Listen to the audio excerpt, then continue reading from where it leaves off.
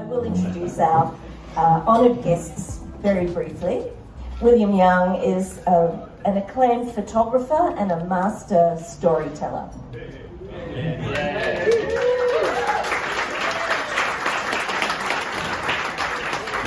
Over the last 5 decades, through his camera lens, he has documented our recent history with his very unique and personal perspective. The beginning of Mardi Gras, the spectre of AIDS, the parties, oh my God, the parties. Also, yes, indeed. Australia's arts scene, very intimate glimpse inside the art scene, and of course his own Chinese-Australian identity. There's been so much to plough through for his photography and his storytelling. Now, about a month ago, a major survey of his photography opened at Quagoma, Queensland Art Gallery. You all know the deal if you ask me, but it's a very extensive exhibition. I recommend it highly. You've got till August 22 to get up to Brisbane Vegas to see it and give yourself plenty of time because it is very extensive, including some of his most recent landscapes, which is some work I've not seen before. I drove through floods to get there for opening night. Along with a lot of other people who came, he brings them together, people who admire his work and people who admire him. And it would have been a much bigger gathering had it not been for COVID regulations. And we made it through opening night, and the next day, a new performance from William before the lockdown happened for 3 days. So we just made it. And alongside William, I was going to say, William and I have made a lot of shows together. I mean, you know about his shows, which he stands and tells stories with his photographs. And he's inspired a generation of other storytellers. And we've worked together with multiple storytellers, and I think we've made about 6 productions together, including one called The Backstories, which was commissioned by Adelaide Festival a few years ago. We spent so much time together, people are starting to describe us as that old married couple. Which is kind of funny, right? Because you're not old. Because we both share a thing. Thank you, we're not old, yeah. Well, I was going to say we both share a thing for younger men. Hello, darling. And speaking of which,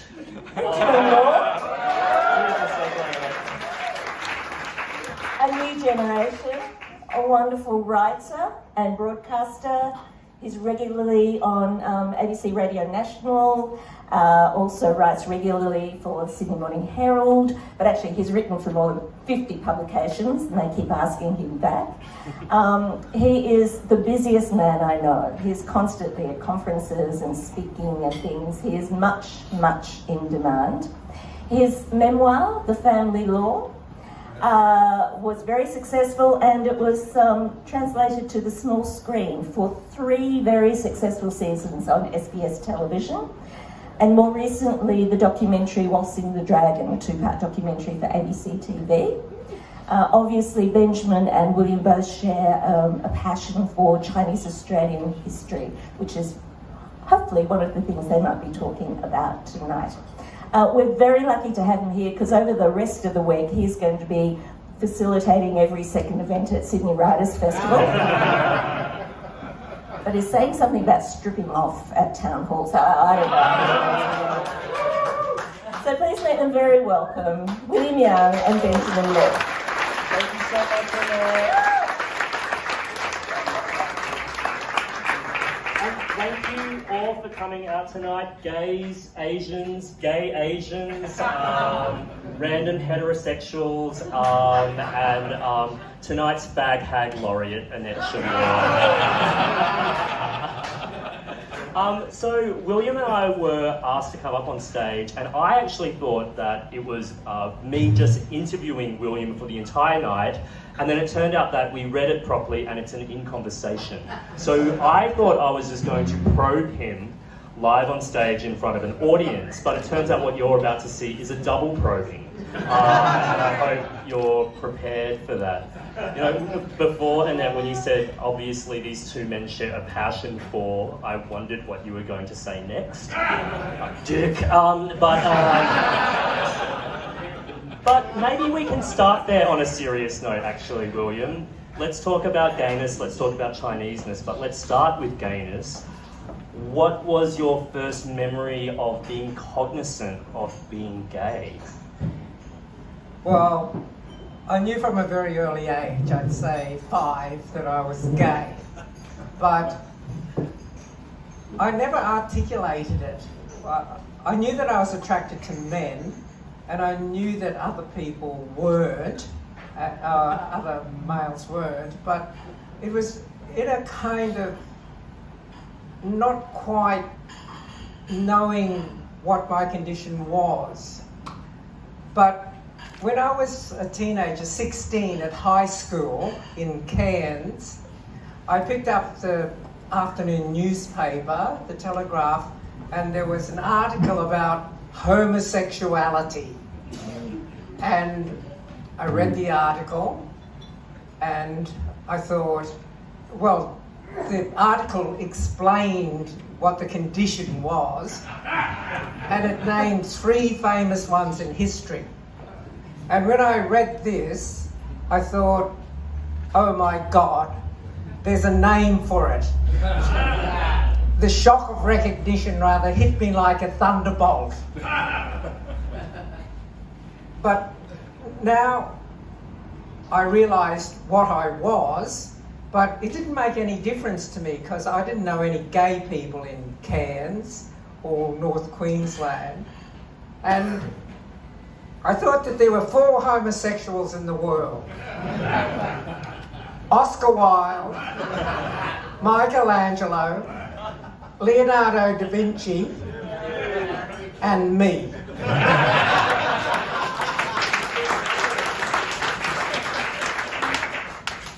But what I thought I'd mention, a bit serious, because I did come out as a gay man in the 70s, but I want to... Just to repeat that, Siri heard that. He said, I grew up as a gay man in the 70s, and Siri said, I'm not sure I understand. To you, though, William, to you. But there was a kind of... Because one absorbs society's attitudes, there's always, in people of my generation, there's always a touch of self-loathing in being gay. And that's why I embraced gay liberation, because that was like throwing off the shackles of this self-loathing of being gay. And in my book, the title of it is Seeing and Being Seen. And there's a double reading for being seen. I mean, there's being seen when you're on the social scene, but there's also being seen, which is being visible. And I think it's important that we are visible, because I think it's a very effective way of changing minds. There's a time for shouting in the streets, but I think that you change more minds by just being yourself and being visible, and people realise that you're human. That in itself is a big challenge for a lot of people, though, William, and a lot of people take a long time to get there. What helped you arrive to that point where you were comfortable with being seen and being visible? Well, I always say that I was swept out by events at the time.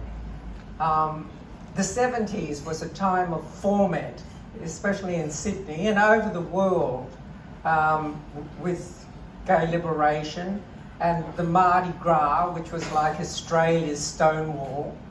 And so once I came out, I realised you couldn't really go back into the closet. So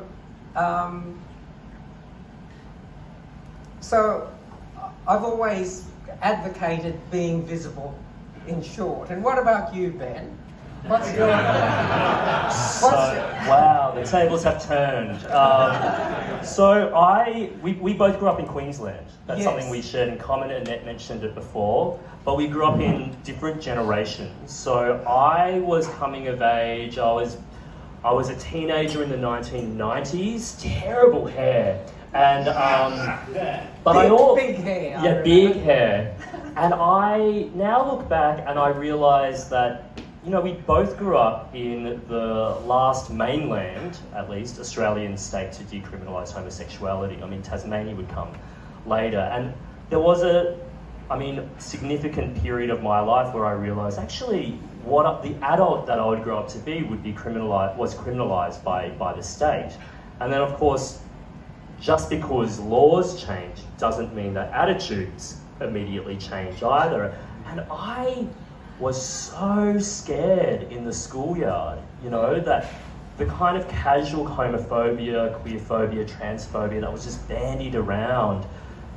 Like, I look back on shame that you had to kind of take it on yourself and use it to survive in a way, you know what I mean? And when you talk about internalising homophobia, I think, you know, to not just internalise it, but to speak it out loud, you know, that it's such an act of self-harm, like constant self-harm, that I think was something that I felt I needed to do because I was one of the lucky people who passed. They didn't clock me as gay because they saw I was Asian. You know, they couldn't process two things at once.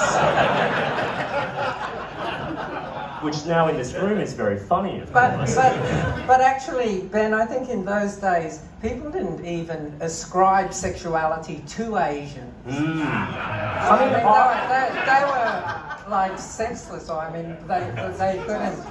I would argue that that's only just begun to change in popular culture. I mean, like, it's a different thing in Asia, of course, but I think within, like, multicultural societies where there is, like, an Asian diaspora, like, we are portrayed to be, like, these sexless beings. I mean, yes, our skin is very smooth, but, you know, in popular culture, when you only see the representations of Asian men being punchlines, being in positions of servitude, you know, and not having any kind of sexuality whatsoever, not being a sexual threat because you couldn't possibly have a sexuality. I mean, do you think that's a fair assessment? And if so, what did that do to you growing up?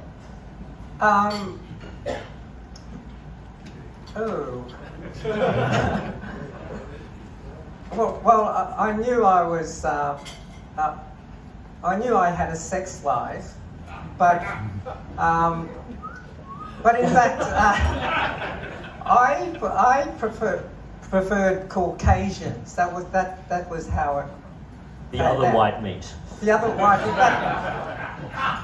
But looking back, it's because I felt I'd been socially conditioned to think only white people could be sexy, and so my early encounters were mainly with Caucasians. But in the 1990s, I initiated a group called Asian, Lesbian and Gay Pride. And in fact, I did get the idea from when I was in America, in California, San Francisco. So it wasn't entirely my idea. And we had seminars, and one of the subjects that we talked about was the politics of desire and how you're conditioned about your desire. And so I kind of thought then that the other thing about this was that most gay Asians don't desire each other.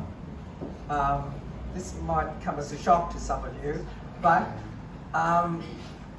the best explanation for this was in a film by Marlon Riggs called Tongues Untied, and his explanation was black men didn't desire each other because they see in each other the pain in themselves.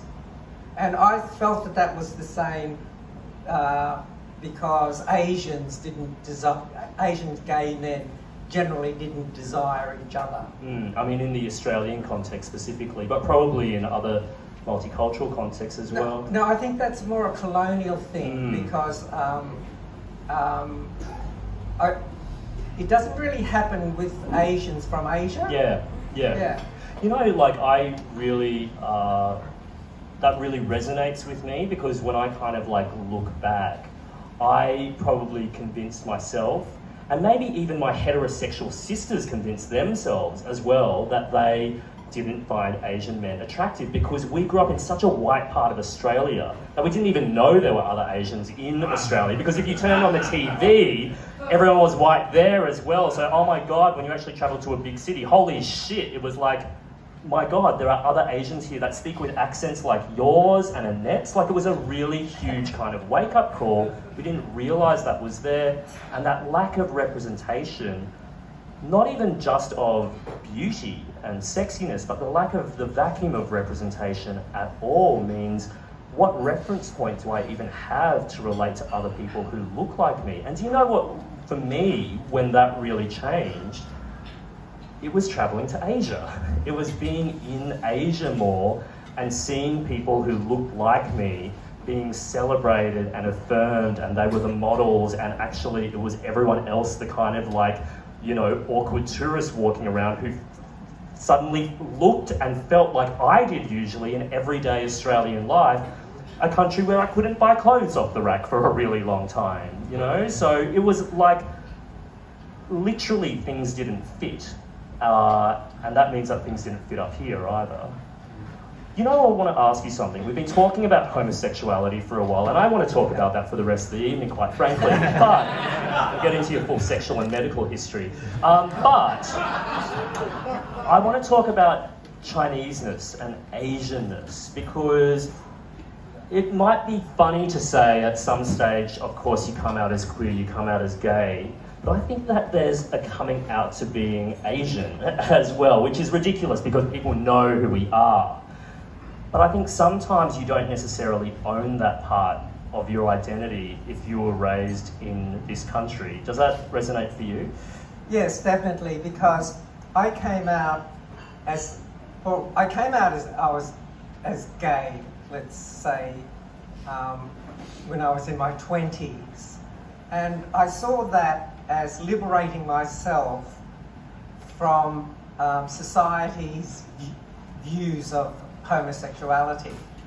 And but then I had an epiphany where, this is 12 years later, and I'd been politicized by the gay movement, but I realized that my ethnicity had been suppressed because of social attitudes, and so I felt that I had to claim my Chinese heritage or my Asian heritage, which I did. And people call me, I made a big deal of it actually, and people called it, he became born again Chinese. But I prefer now to say that I realised that my ethnicity had been suppressed, and I say that I came out as a Chinese. So that was my political epiphany. How do you do that? Well, much the same as gay. I mean, you just... well, I made a big deal of it actually when I came out, and I wore Chinese costumes, and Is it like that period after you come out as gay and it's just like you are super, super gay? Yes, exactly. Yeah. It's just like, I'm gay, everyone. It's like, we know, we heard the first time. We heard the first time. Yes. That's one of my favourite photos. I'm not even sure it's in the catalogue, but it was at a Mardi Gras where this guy wore this big hat that said G-A-Y on it.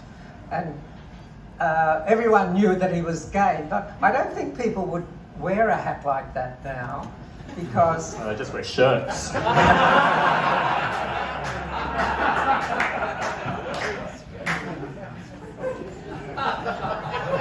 The merch will be available at the desk anyway. Hey, William, we've reached such an interesting and beautiful point in your career where Annette, as she said before, you've got a major survey of your work, this retrospective of your entire career to date, really. That's currently at the Queensland Art Gallery at Quackgoma. How does it feel to have that exhibition up? It feels fabulous.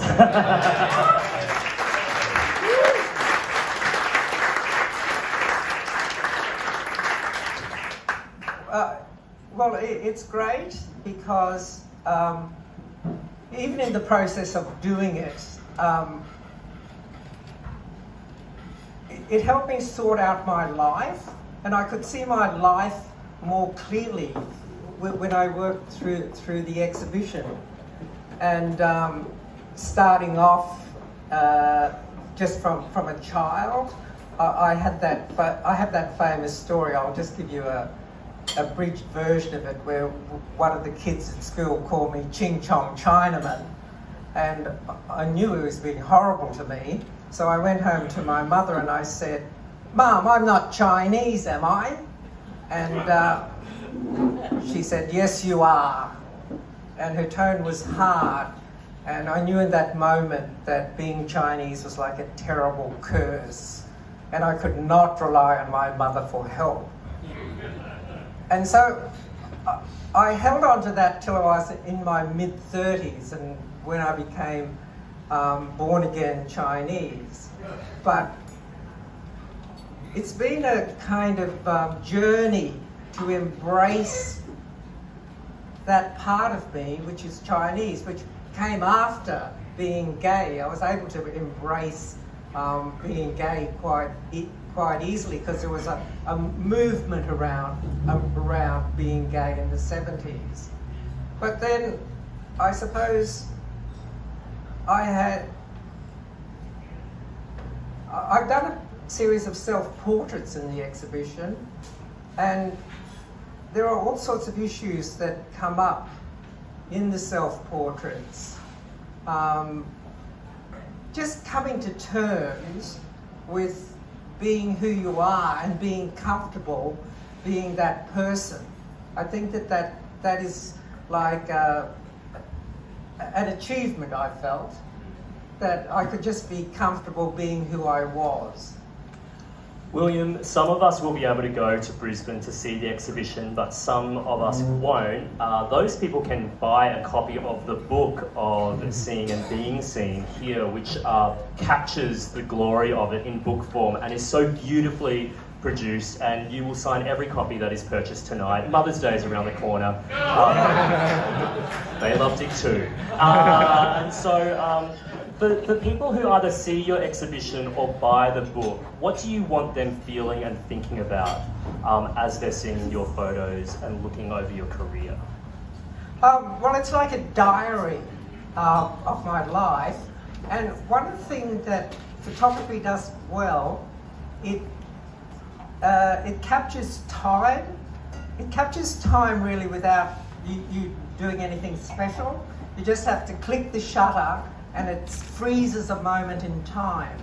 And when you add all of these things up, they become like a story, and you see your life clearly like a novel or a biography.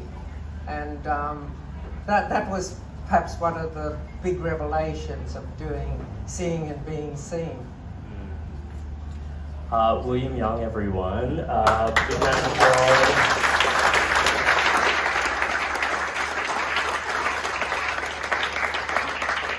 book is on sale around the corner at the Yes. bookshop. Get it signed. Good, that's right. Just over there, and you know, take advantage of that 10% discount tonight. But also the fact that it's very hard to get. So you know what's there tonight. Grab the first edition. Now we're going to take a little break so we can have our main course. So please thank Benjamin and William.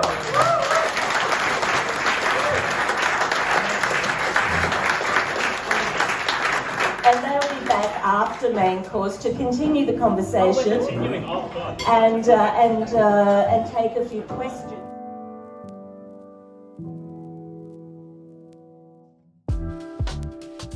Asking all the questions. So maybe William, you would like to start us off on this bit and quiz Ben. We'll do whatever you like. Okay. Well, I thought that the thing that both Ben and I have done is we've put our families in our stories and made them public. And Very non-Chinese of us. yes, that's right. And in my own case, a lot of my relatives are thrilled to be on the big screen or the small screen, but there are some who aren't. And I've had the most resistance from my late sister in America, and the American people who've done well don't like the story I'm telling, because I allude to humble beginnings, and they'd prefer to leave that story untold. So how do your relatives go, Ben? Oh my gosh, this is a whole hour-long conversation, possibly even a whole day masterclass. But what I will say is, before I started writing The Family Law, I got to interview David Sedaris, the American writer, who writes about his family a lot. And so, under the guise of being a professional interviewer, I was just like, oh yeah, and by the way, David, what are your rules for writing about people in your life? And he said, oh, I just write about people who don't read very much.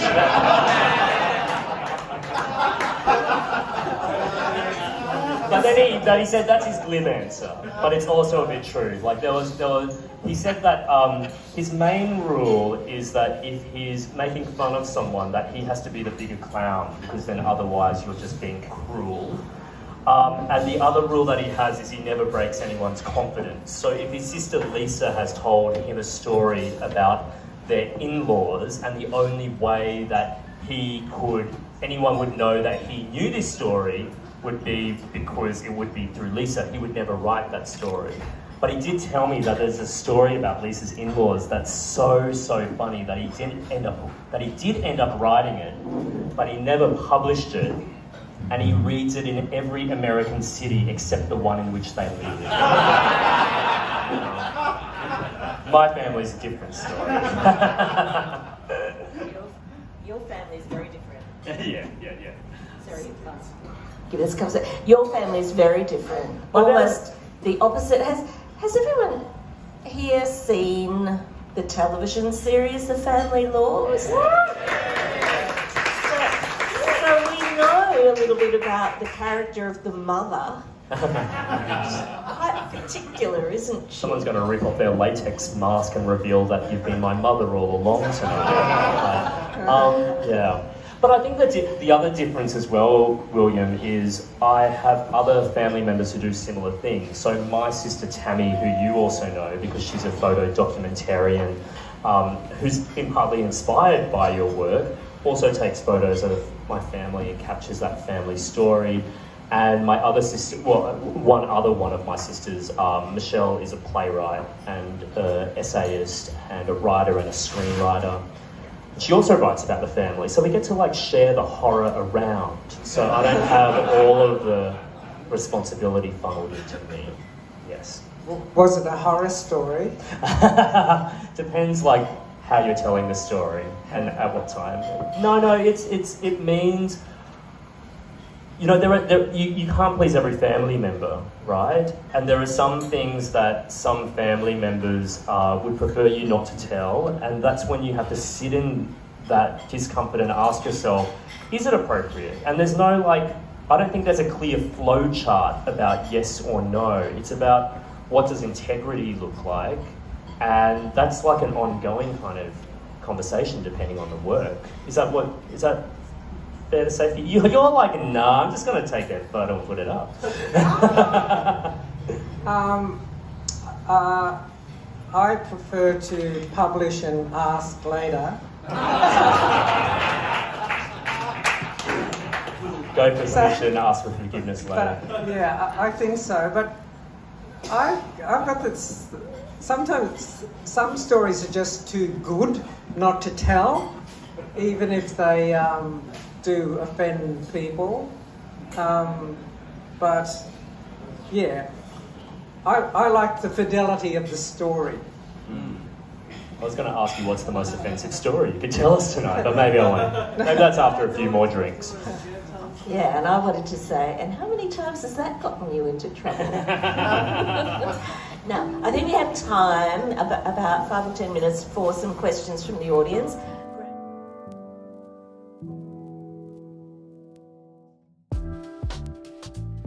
A question for William.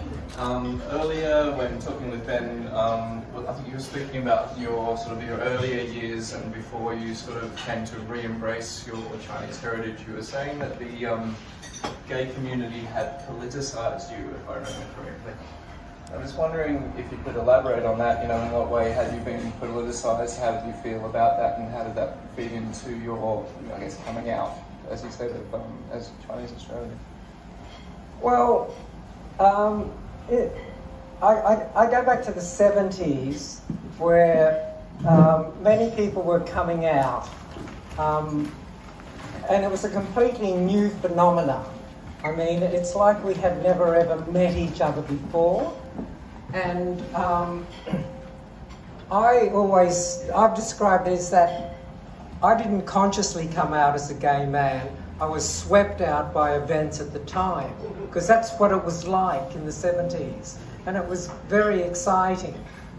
And I suppose then you're out, and you've told your key members of your family, and I suppose I had a profile then, and I guess the rest of the family found out on television that I was gay, and that was easier.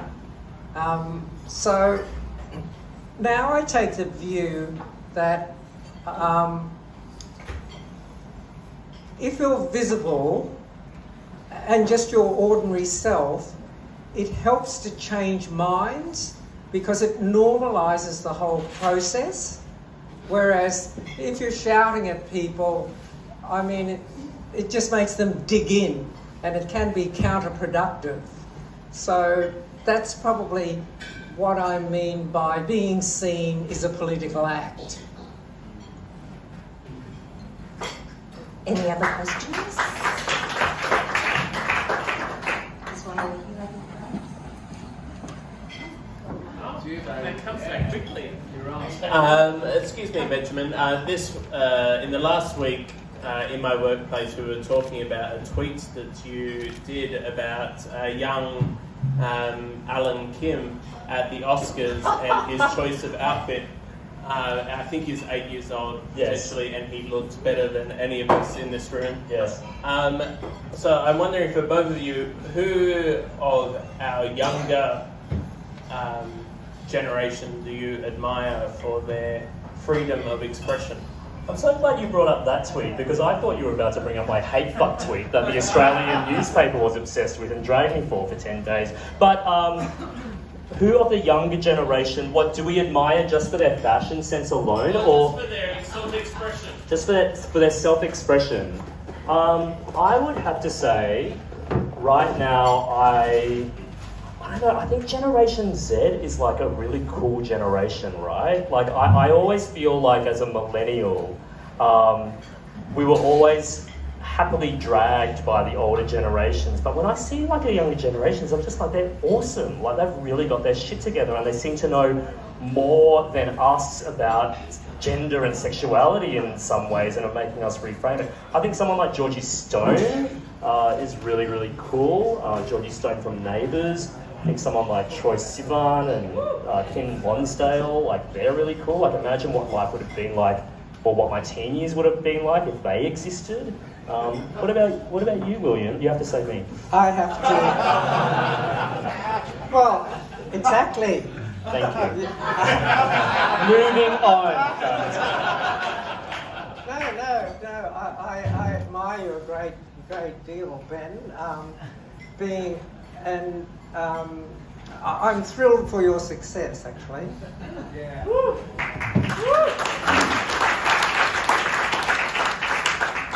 I was about to say that I really don't know any young people. But I have noticed that there's it's not such a big deal now, and gender is more fluid, and I kind of admire a lot of young people just because of the coolness of their gender fluidity. That's probably what I'd say. Yeah. Great. Thank you. Now there was a question over here. Thank you. William, I grew up in country New South Wales, a teenager in the 50s. I knew I was different, but I didn't know what gay was, and I didn't know what a homosexual was. And I grew up in a family where you were expected to get married and have a family and continue the family tradition. Were you ever under pressure from your family to get married? Not really. No, there was. I have a sister who got married and has a family. I've got an older brother, but there was never any pressure on me from that to get married. They wanted me to be a professional and have a career. That was a more important thing for me, and I utterly failed them on that count, because I've got an architecture degree, which well, yes, I used to say, after studying architecture for all those years, the one thing I can do is I can read street maps. But now, with Siri and all this Google Maps, that's become an obsolete skill. Still pretty butch, William. So no, I didn't have, not in my family, I didn't have that pressure. But I do know it in other families, yes. Asian families especially. I've met so many Asians who are over here, who are out here, but their parents don't know about them, and it's kind of a great pressure on them to get married. Right, and I think we have one more question right up in the back corner. Hello there, I'm right in the back, in the corner, almost like the closet. But yeah, hello. Before I go on with my question, I wanted to acknowledge a little elephant in the room that's sitting right here. His name's Les, from the Bookshop. The Bookshop is an enduring part of all of my life. And if it wasn't for Les, these sort of events wouldn't be happening. Les is a quiet hero of my gay world, because I've been buying books from him for God knows when. I think it was 2 and 6 when I bought my first Penguin. Anyway, a round of applause please for Les. Yeah. So I'll finally get on to my question at last. So, William, again, I've been following your work for many years, and part of your work is part of my life, as coming out at the time you said in 1977 and going through the wonderful era of all the great parties, which kind of for me culminated in the Gay Games of 2002. So that's a wonderful historical part of your life. William, what inspires your work now? What is your photography about now and not about the past? I don't get out that much. I don't take as many photographs as I did. In the 80s was my golden era, where I was working for the social pages of magazines, brushing shoulders with celebrities and all of that, and taking a lot of photographs. But now I don't take that many photographs. I come to events that are close to me, but what I'm doing is I'm going through my archive and I'm sorting it out so that it'll be in a state that people can read it after I've died, because a lot of it is in negative form and no one can read a negative.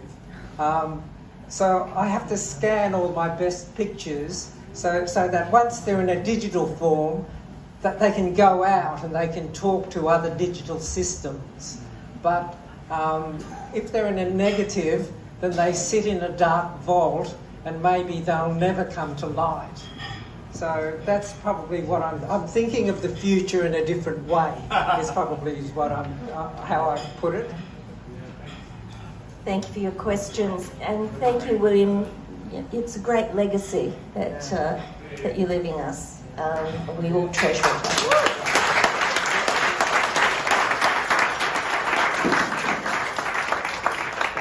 And with that, I'd like to thank William and Benjamin for really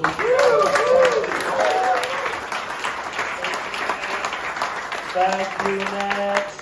And I'd now like to invite to the stage Justin Coonan, President of ACON, for a few closing remarks.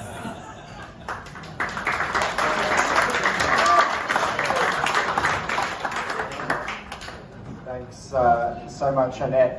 The honour falls upon me to say a few brief words of thanks, and first of all, of course, to our three extraordinary speakers, Annette, Ben, and William.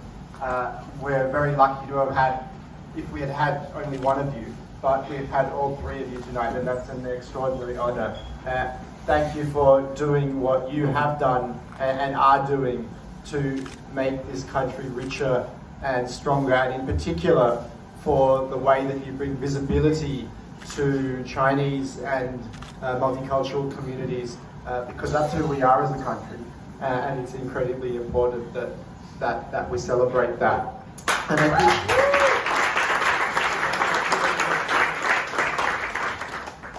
certainly within LGBTQ communities, it hasn't always been the case that our multicultural communities have been celebrated. And we know that when communities, whether it's gay Asian men or other communities, are not visible, that has real health impacts. It impacts mental health, it impacts physical health. And it's not okay that continues.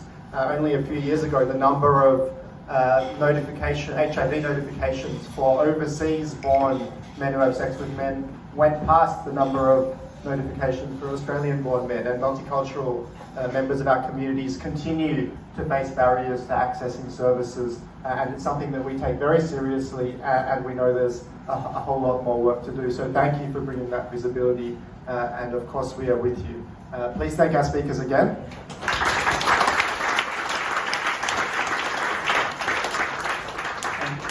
Can I echo the thanks of, I think you described yourself as the elf in the corner, but forgive me if I got that wrong, but to thank Les and Graham and Noel from the Bookshop, who've been bringing us together as a community since 1982. We'll have a big party next year.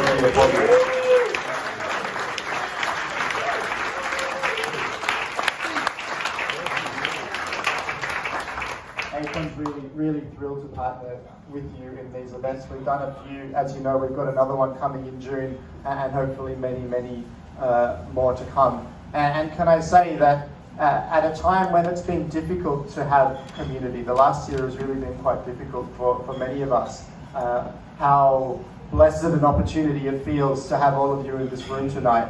to be able to enjoy each other's company, to see old friends. It's really wonderful. So thank you for coming, and thank you to Soy 25, Tony and your team for having us here. I think we have a new favourite venue. We keep coming back. The food's great, the hospitality is great, and we really do appreciate it. Woo.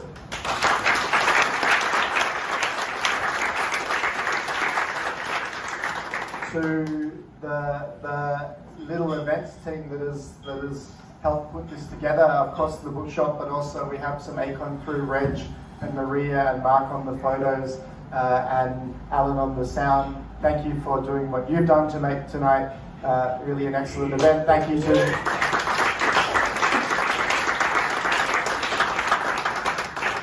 the City of Sydney for supporting us. I hope I haven't gotten anyone else, but it's a thrill to have you tonight. We as ACON are really happy that we're able to continue running these events, and we hope to see you at the next one.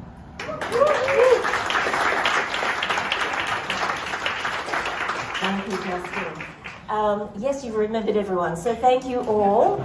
And now William and Benjamin are going to take their positions. Assume the position. Assume the position for book signing.